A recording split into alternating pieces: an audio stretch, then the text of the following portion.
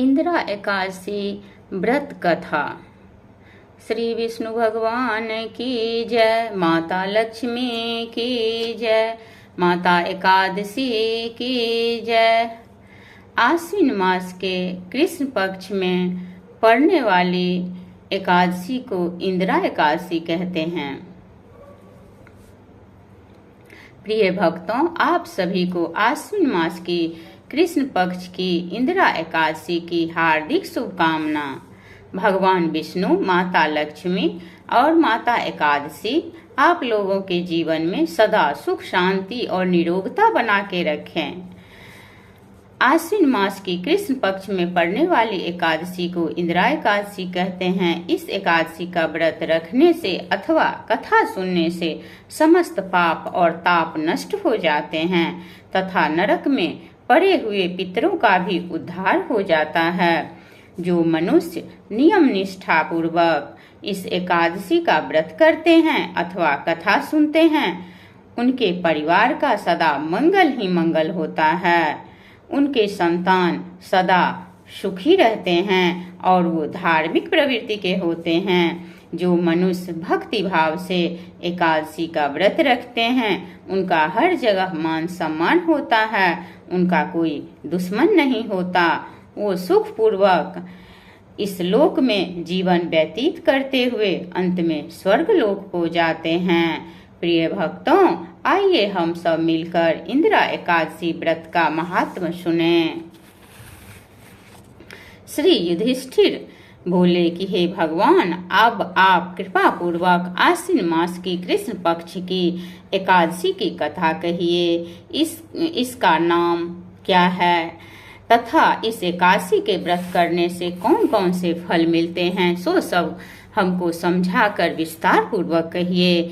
इस पर श्री कृष्ण भगवान बोले कि हे राजश्रेष्ठ, आश्विन मास की कृष्ण पक्ष की एकादशी का नाम इंदिरा है। इस एकादशी के व्रत करने से समस्त पाप नष्ट हो जाते हैं तथा नरक में पड़े हुए पितरों का भी उद्धार हो जाता है। हे राजन, इस एकादशी की कथा के सुनने मात्र से ही वाजपेयी यज्ञ का फल मिलता है। प्राचीन सतयुग में महिष्मती नाम की नगरी में इंद्रसेन नाम का प्रतापी राजा राज्य करता था।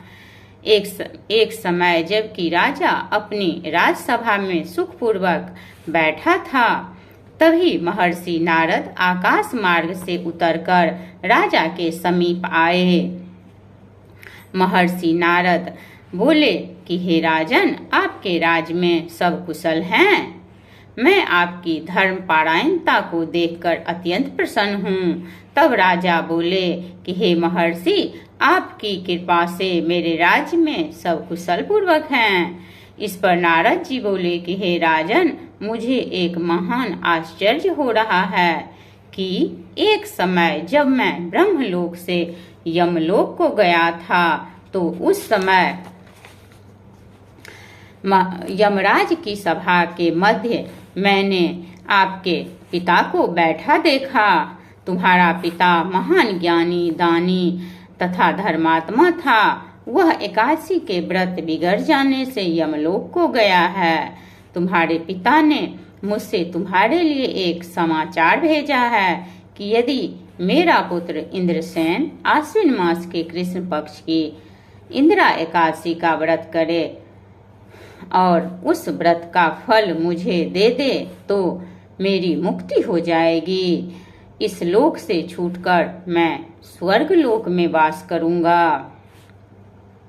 जब राजा ने महर्षि नारद जी से ऐसे वाक्य को सुना, तो उसे महान दुख हुआ और इंदिरा एकादशी के व्रत की विधि पूछने लगा कि हे नारद जी, अब आप मुझे इंदिरा एकादशी के व्रत की विधि विस्तार पूर्वक बताइए। इस पर नारद जी बोले कि हे राजन, आश्विन मास के कृष्ण पक्ष की दशमी के दिन प्रातः काल श्राद्ध सहित स्नान करना चाहिए। प्रातः काल श्रद्धा सहित स्नान करना चाहिए। इसके पश्चात दोपहर को भी स्नान करना चाहिए। उस समय जल से निकलकर श्रद्धा पूर्वक पितरों का श्राद्ध करें और उस दिन एक समय भोजन करें और रात्रि को पृथ्वी पर शयन करना चाहिए। इससे दूसरे दिन अर्थात एकादशी के दिन प्रातःकाल दातून करें और स्नान करें। इसके पश्चात भक्ति पूर्वक व्रत को धारण करें और भगवान श्री हरि के सामने हाथ जोड़कर प्रार्थना करें कि मैं आज निराहार रहूंगा और समस्त भोगों का त्याग करूंगा। इसके पश्चात कल द्वादशी में मैं भोजन करूंगा। हे भगवान, आप मेरी रक्षा करने वाले हैं, आप मेरे व्रत को निभाइए। इस प्रकार आचरण करके दोपहर को शालिग्राम की मूर्ति को भोग लगावें। भोजन में से कुछ हिस्से गौ माता को भी प्रदान करें और विष्णु भगवान को धूप दीप नैवेद्य आदि से पूजा करें और रात्रि को जागरण करें। इसके उपरांत द्वादशी के दिन मौन होकर बंधु बांधवों सहित भोजन करें। हे राजन, यदि इंदिरा एकादशी के व्रत की हे राजन, यही इंदिरा एकादशी के व्रत की विधि है। हे राजन, यदि तुम आलस्य रहित होकर इस एकादशी के व्रत को करोगे तो तुम्हारे पिताजी अवश्य ही स्वर्ग लोक को जाएंगे। महर्षि नारद राजा को सब उपदेश देकर अंतर्ध्यान हो गए तो राजा ने इंदिरा एकादशी के आने पर उसका विधि पूर्वक व्रत किया और सारे प्रजा भी विधि पूर्वक व्रत किया। बंधु बांधव सहित इस व्रत के करने से आकाश से पुष्प की वर्षा हुई और राजा का पिता यमलोक से गरुड़ पर चढ़कर स्वर्ग को गया। राजा इंद्रसेन भी एकादशी व्रत के प्रभाव से इस लोक में सुख भोग कर अंत में स्वर्ग लोक को गया। श्री कृष्ण भगवान कहते हैं कि हे धर्मराज युधिष्ठिर, यह मैंने तुम्हारे सामने इंदिरा एकादशी का महात्म का वर्णन किया है।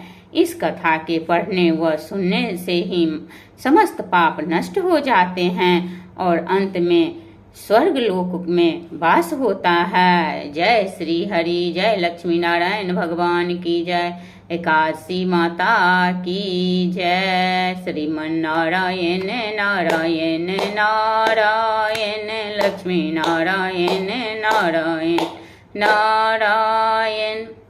प्रिय भक्तों, अगर आप लोग को मेरा यह कथा अच्छा लगे हो तो प्लीज़ मेरे वीडियो को लाइक और शेयर कीजिए और मेरे चैनल को सब्सक्राइब कीजिए, जिससे मैं आगे और आप लोग के लिए इस तरह भक्ति भाव और धार्मिक कथा लेकर आऊँगी। धन्यवाद।